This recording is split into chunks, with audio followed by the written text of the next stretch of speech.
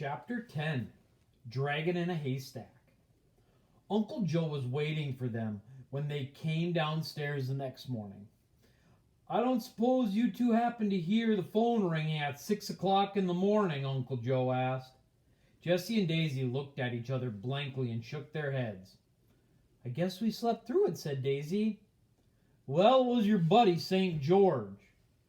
He is not our buddy, said Daisy. We hate him. I will grant you that he won't win any personality awards, said Uncle Joe, but hate is an awfully strong word in any case. He wanted to know whether the lizard had shown up during the night. I don't suppose you'd tell me if it had. He eyed them both up and down with suspicion.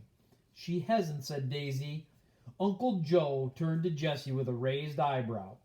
No, Uncle Joe, said Jessie. Honest, we haven't seen her.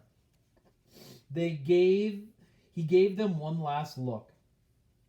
I don't know what you guys are up to. I don't want to know what you're up to. But I think it's best if there's no gallivanting around for either of you for the next 24 hours. Jessie's shoulders sagged. Their plan had been to search the neighborhood to see if Emmy was masking as somebody's pet, or maybe even as a wild bunny or a squirrel or a raccoon. How were they ever supposed to look for Emmy if they weren't able to go off and do at least a little gallivanting? Yes, Poppy, said Daisy sadly. I got work to do, said Uncle Joe. We made a mess yesterday searching for that lizard. I want you to go through every room in this house and put it back in apple pie order. You two guys with the program? We're with the program, said Jessie and Daisy. Uncle Joe stomped back to the back door and back to the rock shop. Jessie stared at the screen door. It was the first time since they had come to stay that he had seen Uncle Joe this angry. It was sort of scary. Don't worry, said Daisy. After a while, he kind of forgets what he's mad about. Poppy never stays mad. Jessie studied Daisy's face and wondered whether she actually believed this. The cousins dragged themselves through the house room by room, putting everything back in apple pie order. The excuse also gave them the opportunity to see whether, in spite of what Professor had said, Emmy was masking somewhere nearby. After a while, Jessie felt foolish, shaking the couch cushions and tapping the bookends, calling out to Emmy to show herself. Jessie had finished straightening the bathroom and was just about to make his bed when he happened to look out the window. The $1 million car was once again on the curb. The driver's side window was open, and St. George was sitting at the wheel, watching their house. Jessie fell to his knees and crawled through the bathroom to Daisy's room. He's out there, he said in a loud whisper, though he knew there was no need to keep his voice down. If it wasn't as if St. George could hear them. Daisy's ears turned a deep pink. Should I tell Poppy? What good would that do? It's not like he's trespassing on our property. He's just spying. Boy, said Daisy, narrowing her eyes, if my mom was here, she'd march right out there and tell him to butt off for good. Yeah, said Jessie, imagining it. When Aunt Maggie told people off, they never forgot it. Where is she when they need her? Daisy had gone back to fluffing pillows. Jessie joined her. Paris, France, she said absently. That's it, said Jessie. What's it? Asked Daisy. That's where she is, said Jessie. Daisy stopped fluffing and gave him a weird look. Emmy's in France? No. The other day when Emmy was in the Dell, she was crying for her mama and everything. For some reason, she seems to think her mother is there, and that's where she is. She isn't masking. She's gone to find her mom, like everybody does when they're scared. Daisy's face brightened up a few watts. You think? I know, Days. Let's go. He ran to the door and stopped. Oh, right, we can't. We're grounded. And even if we could go, it's probably not such a hot idea if you know who is spying on us out front.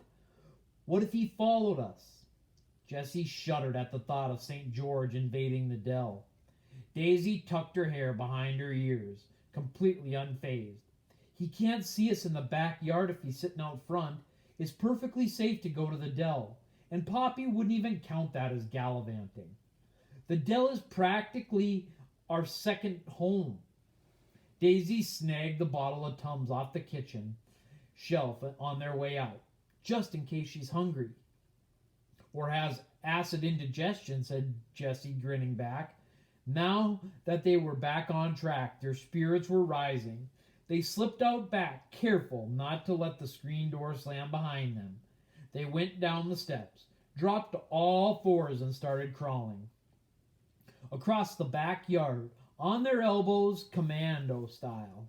The dell might be home turf as far as they were concerned. But they did not want to test the opinion of Uncle Joe. They crawled past the rock shop window. Then they got up and ran in a crouching position, dodging from shrub to shrub until they made it to the top of the laurel patch. There they dove into the bushes and crawled through them in double time. Just when their knees started giving out, they came to the end of the tunnel and stood up. Jessie and Daisy scanned the dell, but there was no sign of Emmy. "She's in the barn," said Jessie with a good deal of confidence than he felt. They ran down the hill toward the barn, cut across the heifer yard, and threw themselves against the barn's sliding door. They drug it open, and Jessie blinked the sunlight out of his eyes and peered into the shadows of the barn. There was no sign of Emmy, but Jessie noticed something right away. The sorcerer's sphere was missing. Daisy noticed too, because he turned to Jessie and said, "Did you hide it somewhere?" Jessie shook his head. "She must have it." "What makes you think so?" Daisy asked. Jessie lifted his face and sniffed. He cocked his thumb to the ceiling. "She's up there, in the hayloft." The ladder to the hayloft was in the far corner of the barn. It was spattered with pigeon poop, and on one of its rings was a little loose and creaky, but Jessie and Daisy climbed up. The higher they climbed, the stronger the smell of hot chili peppers got.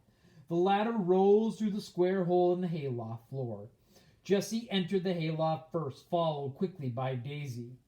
Emmy was sitting on the magical milking stool in the loft corner.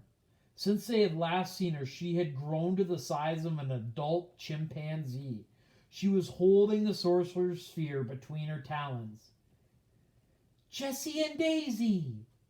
Emmy!" They ran her and threw her arms around her. She was more than enough for her both of them to hug at the same time. Emmy tilted her head from side to side and nuzzled both of them.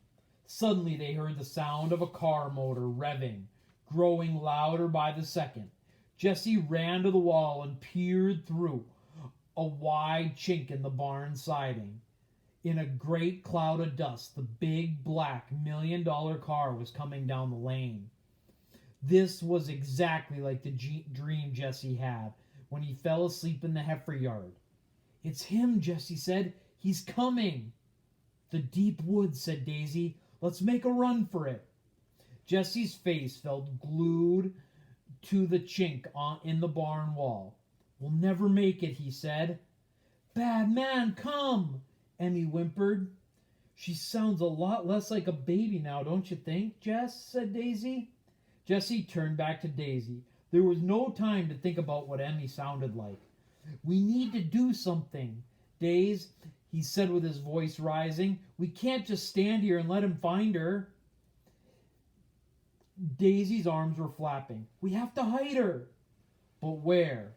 The two of them looked around the hayloft. In all their years playing hide and seek, they had never bothered much with the hayloft. Hiding there would be like hiding in a football field.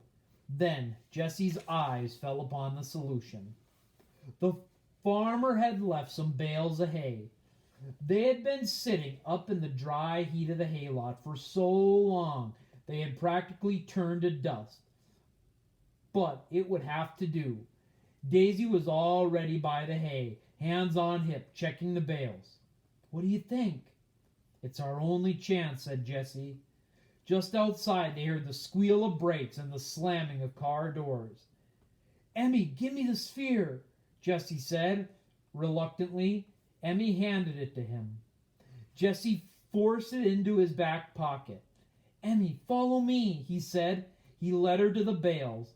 The string holding the bales together was old and broke easily. "Emmy, stand here. Stand very still. We're going to throw hay on top of you. And you have to let us. It's the only way to hide you from the bad man." Jessie and Daisy dug and started throwing armloads of loose hay on top of Emmy. Emmy sputtered. "Not like. Itchy."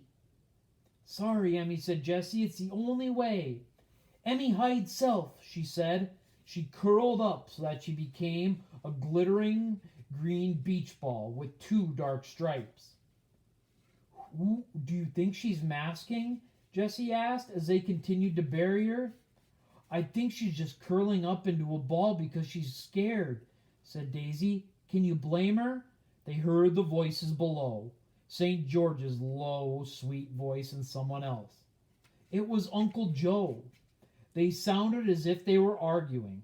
Jessie and Daisy sped up the hay flinging.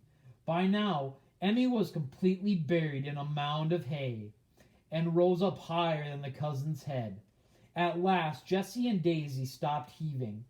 They looked at each other and nodded, panting and covered in dust. That would have to do. They dusted each other off.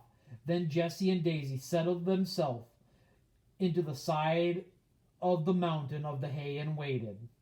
Jessie slowed his breathing down and tried to look calm and comfortable, but his heart was hampering and a little bits of straw were poking him through his clothing. Emmy was right. The hay was itchy. The sorcerer's sphere felt like the world's biggest boil on his bottom.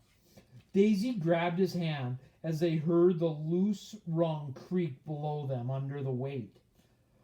Under them, beneath the hay, Jessie felt Emmy breathing in and out, very fast.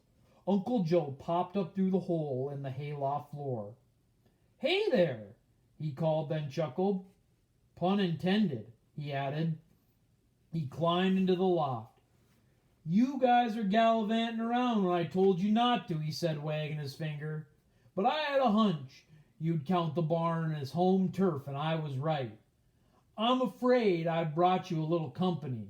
Your favorite herpetologist is here," he finished with a wink. Then St. George's big head poked through the hole, and the rest of him followed, black as hearse in dust storm.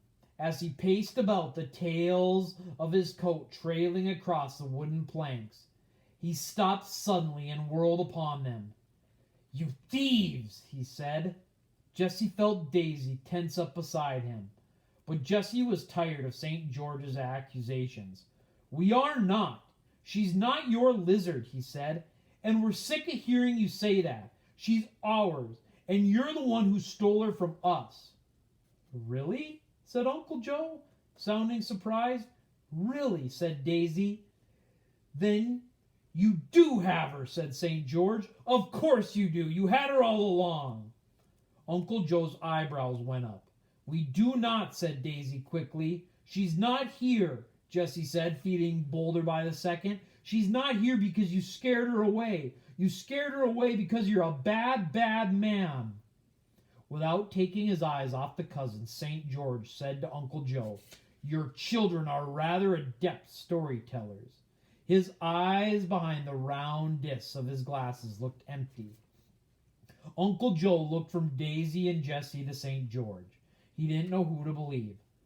"I have an idea," said St. George with a bland smile. "Let's produce the lizard, and then we'll resolve the issue of its ownership." "That sounds fair," said Uncle Joe. "Poppy!" Daisy protested. St. George stalked around the loft, peering into the dark corners. Then he backed up and stumbled over the magic milking stool. "Get that thing out of my way," he growled. He picked it up and flung it carelessly aside. Jesse watched the milking stool go sailing into the air and marveled at St. George's strength as the stool crashed clean through the side of the barn and into the heifer yard. "Hey, watch it," said Uncle Joe. "This is a beautiful old barn, and it's not your property." St. George turned back to him. "Nor is it yours. And letting this mischievous brat use it as their playhouse is reprehensible, irresponsible, and might I add, illegal." "There's no call for you to get nasty," said Uncle Joe. "Let's find the lizard, shall we? And we'll get on with the day." Daisy shook her head and Jesse sighed. He knew that his uncle meant well, but he wasn't being much help. "She's here," Uncle St. George shouted. "I know because I can smell her. I would know that disgusting stink anywhere." "She does not stink," Daisy said. Jesse gave her a swift, sharp elbow to the ribs. "You should talk," Jesse said boldly. "Dr. Dead Rat Breath." St. George glared at Jesse as if he had heard his thoughts. "Get up," he told them. Daisy looked at her father. "Do we have to do what he says, Poppy?" "Can we just get this over with?" said Uncle Joe. The cousins sighed and looked at each other. They unlocked their hands and got up and stepped away from the makeshift haystack. "Would you assist me, please?" St. George asked Uncle Joe. "You know something, buddy," said Uncle Joe, folding his arms. "You want to dig around in that dusty old hay? Do it yourself." Daisy and Jesse went to stand by Uncle Joe. Uncle Joe put an arm around each cousin and drew them close. Daisy hid her face in her father's chest. Jesse clenched his fist and watched St. George dig in the hay, picked up by the armful, and heaved it aside. Each time St. George dug into the hay, Jesse flinched. It was just a matter of time before he found Emmy. It was just a matter of time before it was all over for them. He remembered Professor Anderson's words. Doom for both Emmy and the world. Suddenly, the entire stack started shifting. From side to side it had come alive. Hay began to fly every which way. St. George staggered backwards. The air was flying with straw and the smell of chili peppers. Bit by bit, the haystorm settled. There, standing in the middle of the fallen hay, was a very large, shaggy white sheepdog. Her long pink tongue lolled out of her mouth. Her stubby white tail thumped on the floor of the hayloft. She jumped on top of St. George and knocked him backwards onto the floor. She started licking him so hard she knocked his glasses off his face. Jesse hoped no one except Daisy would notice that her long pink tongue was forked. "Fluffy?" Uncle George shouted, as if he couldn't believe his eyes either, but for different reasons. "Get it off me!" St. George whined. "I hate dogs." "Hate is such a strong word," said Jesse, trying very hard not to smile.